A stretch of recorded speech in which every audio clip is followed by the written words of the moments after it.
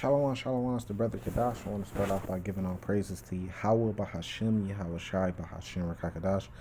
Double honors to the apostles and the elders. Peace, blessings, and honors to all the brothers of this truth. Very interesting photo that's on your screen. Breaking news. This has been shared around like Instagram and Facebook is where I found it, and it's being shared around. It says breaking news, truth revealed. Even has a time step of 203. Israelites and Christ are black, which, you know, Israelites and, well, Yasharallah and Amashiach would be so-called black people today, would be called black today, even though there's 12 tribes, you know. But the point is the depiction that they have. You know, you got the so-called Jewish people around, and they have a depiction, which a lot of those, I ain't gonna say a lot of them, but I will say some of them are actually Israelites by blood. If they see goes back to Jacob, you know, these guys that's carrying this,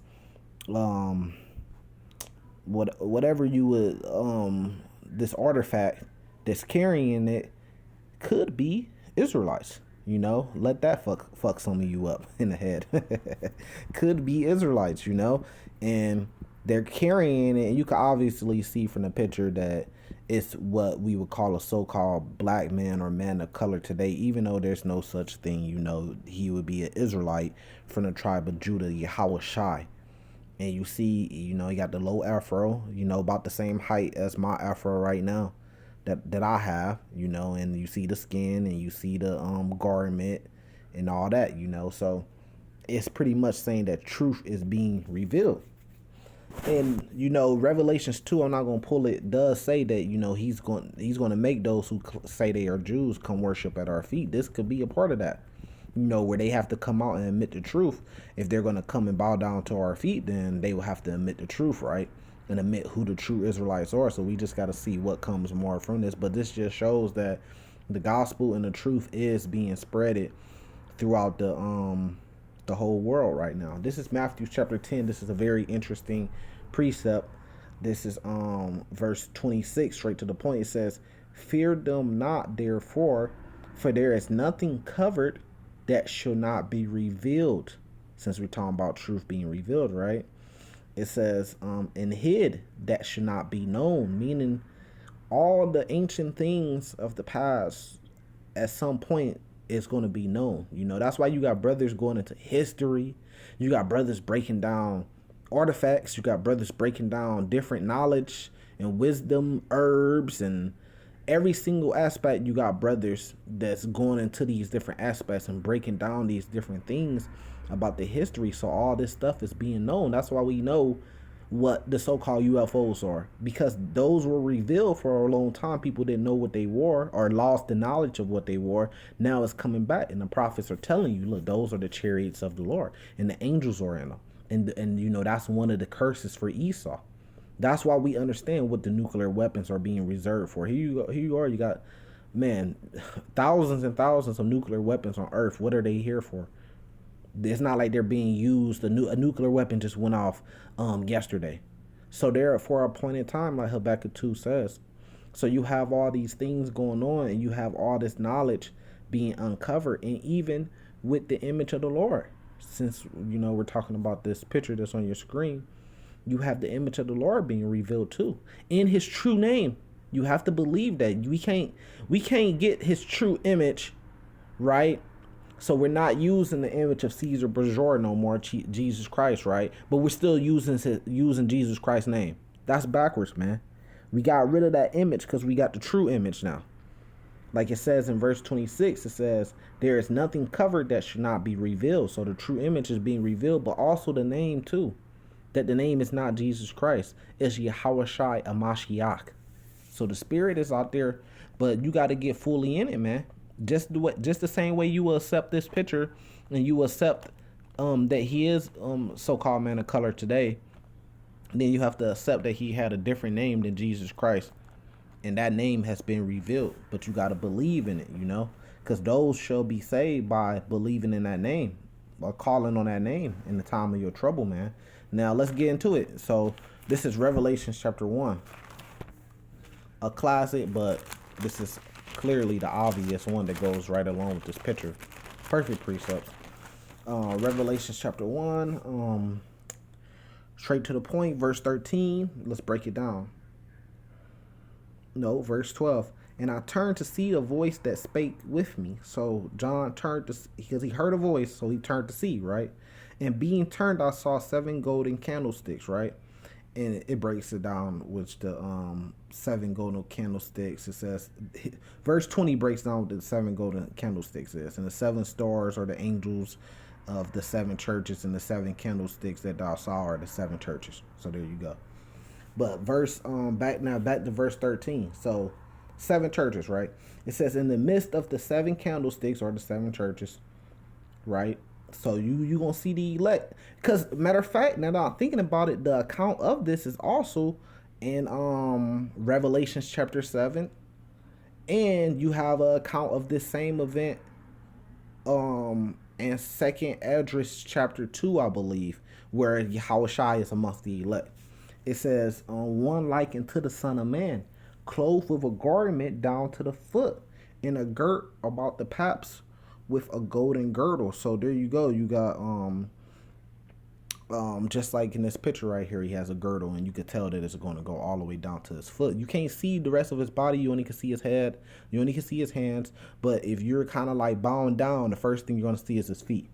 So it says his head and his hairs were white like wool. I understand that. Okay, the picture doesn't show that his hair is white, but it's saying when he came to John, his hair was white like wool. Does that mean that when he was walking as a man throughout his whole entire life that his hair was white like wool? No, it doesn't mean that. But over time, especially when you get older in age, or if you go through a lot, your hair starts to become white like wool. You know, that's like the angels. I remember not too long ago, man, it might have been like a year ago during the whole no, it'd probably be right before, right? And it was a game with the damn, I forgot what team. I think it was the Indiana Chiefs or something like that. And it was a man, a colored man, what they would say today, a so-called black man that was in the crowd, and he had this perfect beard and this perfect afro, and it was white. I mean, not white with a little bit yellow in there or a little bit brownish patch in there. It was just pure white, his whole beard, and he had sunglasses on. And all the brothers was like, I remember everybody was talking about it. It was like, that's an angel, that's an angel, that's an angel. So that's the glory that they come in with the white beards and the white, because, that represents wisdom, knowledge, purity, It says, as white as snow. But I want to go back to verse 13. In the midst of the 7 candlesticks, one like unto the Son of Man. So John is writing down what he's seen, the image of him. And it's important because it's in the Bible. As white as snow. And when it says, this is Old English, so when it says his hairs were like, his head and his hairs were like white wool, what it means is the head of his hair, the hairs on his head were white like wool. That's what it means. This is Old English. Come on, man. It says, and his eyes were as a flame of fire, and the feet like into fine brass. So like I said, you bowing down, you see his feet. Fine brass, we know that's like a brownish color, as if they burnt in a furnace, and his voice was the sound of many waters. So if you burn it, burnt past tense, meaning it already burnt, came out the furnace, it would be a dark brown, kind of like what you see. Like brass would be almost the color of what looks like the gold color going around the middle of the artifact that they got. But if you burn it, it's going to get dark, like the color of the skin or the hair. So then let's jump to, so I mean, that's just clearly breaks it down, and this wisdom and this knowledge is being revealed, like it said in Matthew chapter 10. And just like it says on this picture, truth is being revealed, Now, since we already revealed that, let's reveal some more stuff. I want to stop by Revelation chapter 7, since I did mention it. It's a very great precept too. I want to go into verse 14. And I said unto him, Sir, thou knowest. And he said to me, no, not that one. It is Revelation 7, but what verse? Salaki about that.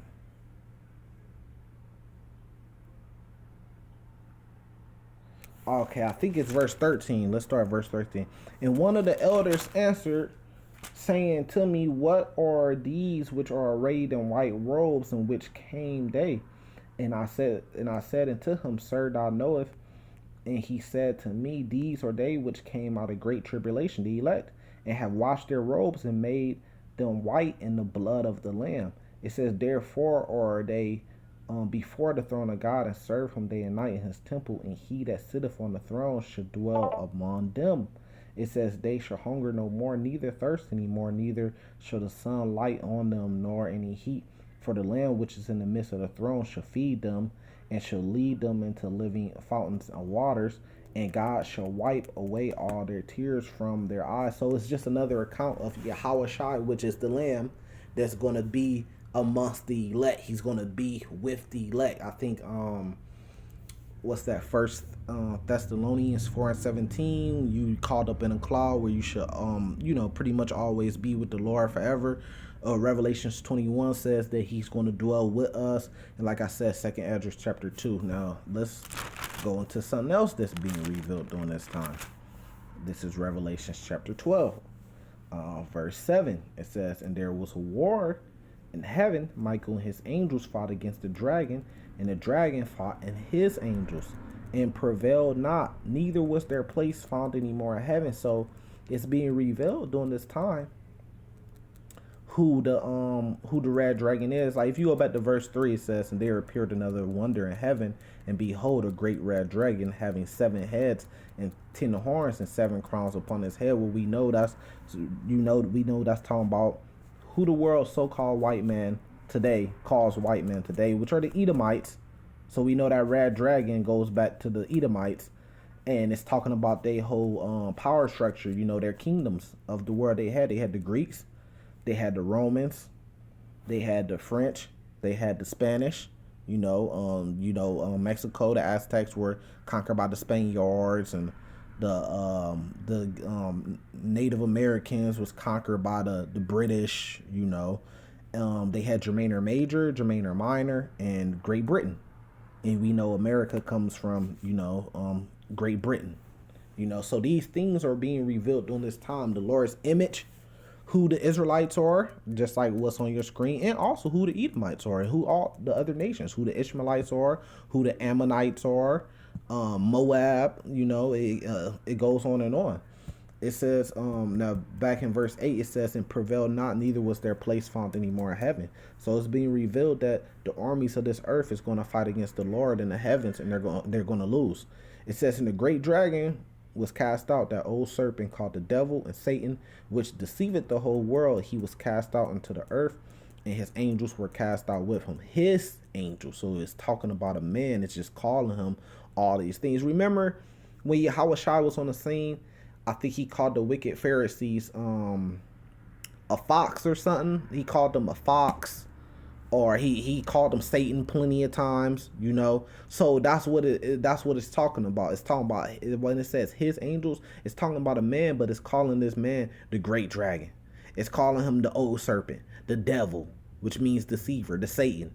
So it's talking about the Edomites, and these things are being revealed during this time because they're going to be destroyed. Who's on the power seat? Who's the most powerful on the earth right now? Well, then that's who the Lord is going to take out. So the Lord could sit on that seat as being the most powerful. It just all adds up.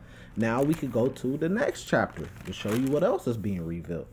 Revelations chapter 13, verse 16, straight to the point. No, verse 15.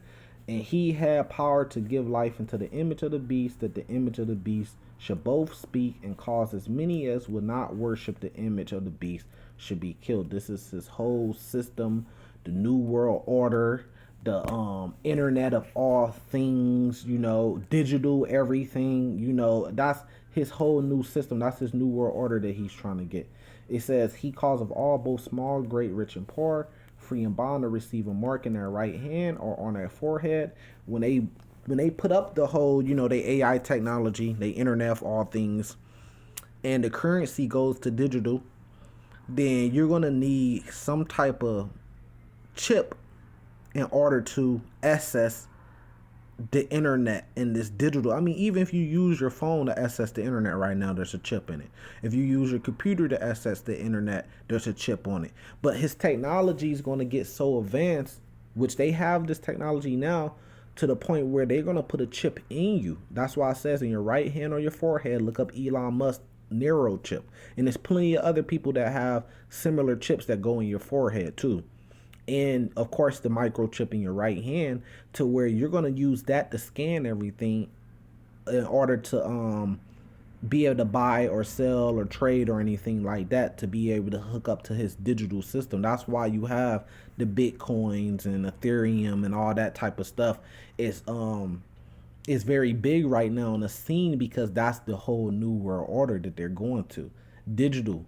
And that's why verse 17 says, and that no man might buy or sell save he that had the mark or the name of the beast or the number of his name. So you got to have this chip in order to scan it so you could buy or sell. When you go to the grocery store, you're going to scan your chip.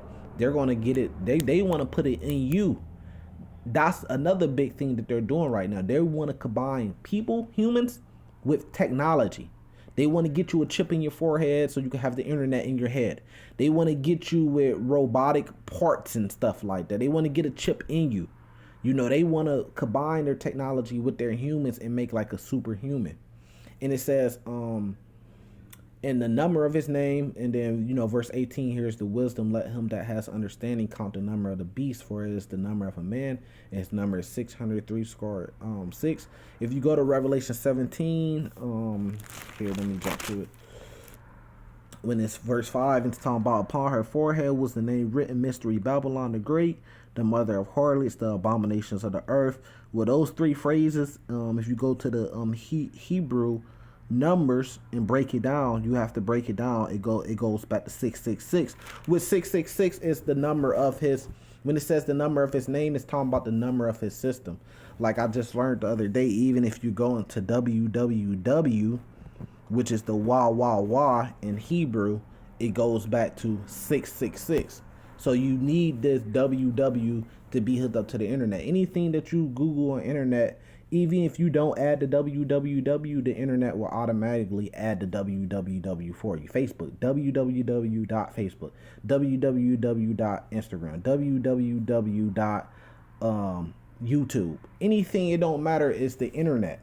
It has a www behind it because that's the wah wah wah, because that's the 666. That's, now you can see the whole picture is being revealed. It's being made plain upon the tables. It's their whole system is the internet. And the mark of the beast goes right along with that internet and with the chip, their technology. And you're going to have to choose a side, because if you don't get that chip and you don't get down with their whole digital internet of all things, a new world order, then you're going to be an outcast and you're not going to be able to buy or sell. So, are you going to have faith in the Lord? Like Matthew 6 says, don't worry about what you would eat or what you would drink or the clothing. Are you going to have faith that the Lord is going to take care of you if you're an Israelite? Or are you going to worship the beast? You're going to have to make a choice. Ain't going to be no more ride on the fence, man. And these times is coming very soon, you know. We right here, and that's why it's great to see things like the truth being revealed, because Indeed, the truth is being revealed. Revelation chapter 18. Let's go through this real quick. Verse 2, it says, and he cried mightily with a strong voice, saying, Babylon the Great is fallen, and become a habitation of devils, and the hold of every false spirit, and the cage of every unclean and hateful bird. Now, the truth is being revealed that Babylon the Great is America. And what does that mean for America? This place is going to be destroyed. If you go down to verse 4, it says, and I heard another voice from heaven saying, come up out of her, my people, that ye be not partakers of her sins, that ye receive not her plagues. Don't go get the mark of the beast in order to stay amongst her. Come up out of her spiritually, you know, so you don't be partakers in the sins and the destruction of this place. Jump down to verse 8. It says, therefore shall her plagues come in one day, death and mourning and famine, and she shall utterly be burnt with fire. For strong is the Lord God who judges her. What does that mean? That means you're going to have death, because you're going to have men killing with the sword. Kind of like the movie Forever Purge. That's that truth being revealed. Mourning. It talks about that in Second Esdras 16, you know, the bridegroom was mourning because the young virgins, they didn't have any husbands because they were killed by the sword or the famine. So you got famines, you got hyperinflation coming. It says, and she should utterly be burnt with fire. How's that going to happen? Well, nuclear weapons, war. It speaks about that in Matthew 24, rumors of wars. So those nuclear weapons are going to be shot on her and she's going to be burnt with fire. See, so we just broke down that verse 8, basically word by word. That's because the truth is being revealed during these times, man. Now, Revelations 21. This is another thing that has to be revealed because this is a stumbling block for a lot of brothers, and there's a lot of arguing going on about this. Who is salvation for? Revelations 21, verse 1. And I saw a new heaven and a new earth, meaning a new rulership on heaven, in the heavens and on earth. Go back to Genesis chapter 27, start at verse 27. That was the blessing that Isaac gave to Jacob. It says, and there in the first heaven and the first earth were passed away. So you thinking that earth is going to be destroyed and then there's going to be a new earth built? No, it's not talking about that. It's talking about rulership. And there was no more sea. And I, John, saw the holy city, New Jerusalem, coming down, which new just means renew. Renew, you know, not like, oh, it's a whole different people. No, it's just renew Jerusalem. It's talking about the elect of Israel, the Israelites by blood, by flesh, that got saved and they came down. Why? Because Jeremiah 31 verse 31, they got the law, statutes, and commandments in their inward parts. They were renewed and they were ready for the marriage. New Jerusalem coming down from God out of heaven, prepared as a bride adorned for her husband. They got ready for that marriage. So who was salvation for? For the Israelites. Who did John see that inherit the kingdom? The Israelites. Verse 3 is important too. It says, I heard a great voice out of heaven saying, behold, the tabernacle of God is with men, and he will dwell with them. Going back to what we read in Revelation chapter 1, him being amongst the church, and then in Revelation 7, him being with the elect. It says, and he will dwell with them, and they shall be his people, and God himself shall be with them and be their God, the Israelites. So all these things are being revealed, you know, the closer we get to the end, and there's a lot more to come. So hopefully this has been edifying. I say, shalom, salvation to the elect.